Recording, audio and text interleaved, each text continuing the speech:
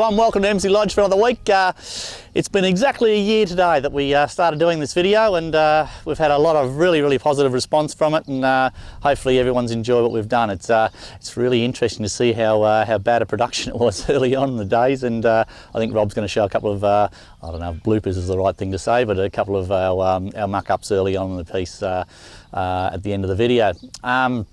Yeah, we had only had the one runner last week, and that was Freedom Beckons, and he did the right thing and put his head in front at the right part of the post at Warrnambool through the week.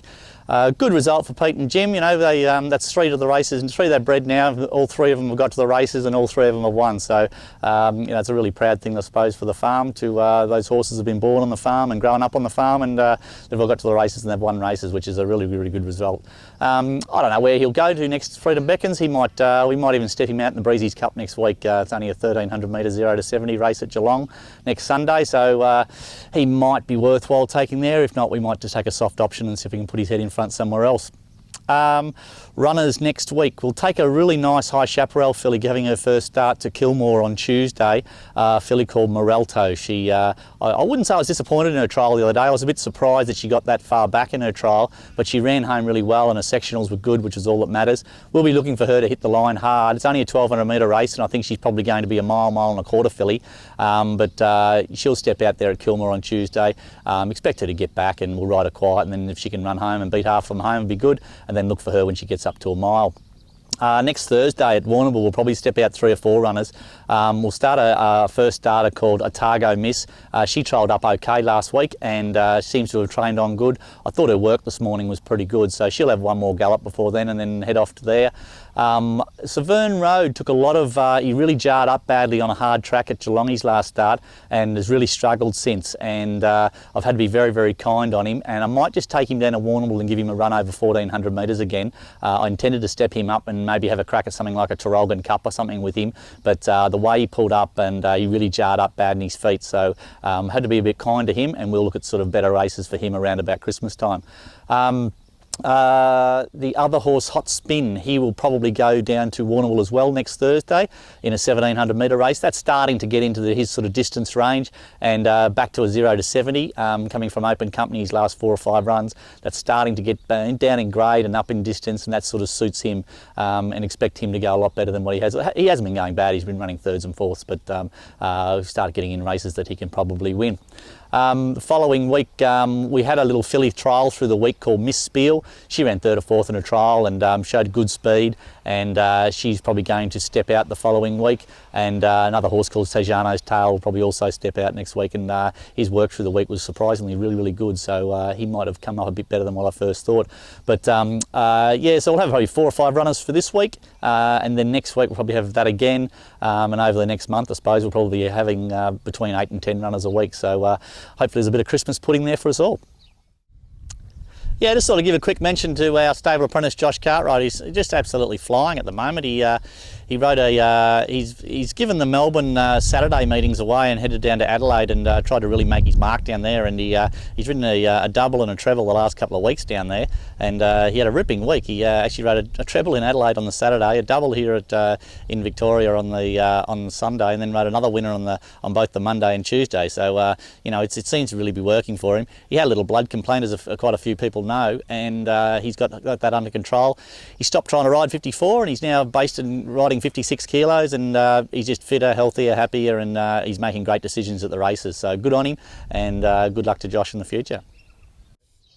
Yeah, a year today that we started doing a video, and not only are we celebrating it, but we decided to let the horses celebrate it as well.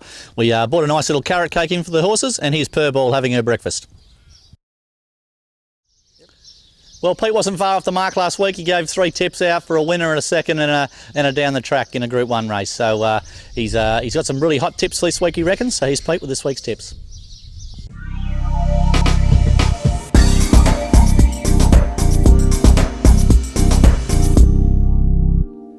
Good to be back. Let's see if we can improve on our 1st, 2nd and 4th from last week. Straight to Moonee Valley, race 1, number 6, Miss Gidget. Then to Morphettville. Race 6, number 3, Streetcar Valor. Bit of value there. And our value bet is again at Moonee Valley. Race 7, number 3, The Thief. And I'd just like to mention, if I could, Josh has got, our stable apprentice Josh Cartwright's got 7 rides at Morfettville. Follow him, he's in great form. So until next week, good luck, good punting, and hope you win plenty. See you later. That's it for another week at Emsley Lodge. Thanks for watching. A couple of nice sort of horses running through the week, having their first starts. Hopefully they step out okay. Yeah, Kilmore-Tuesday, Moralto run this little filly here. Otago Miss will go around Thursday, and if she doesn't eat the microphone first. And hopefully a couple of these will just certainly nice young horses having their first start, worthwhile following. Till next week, see you later.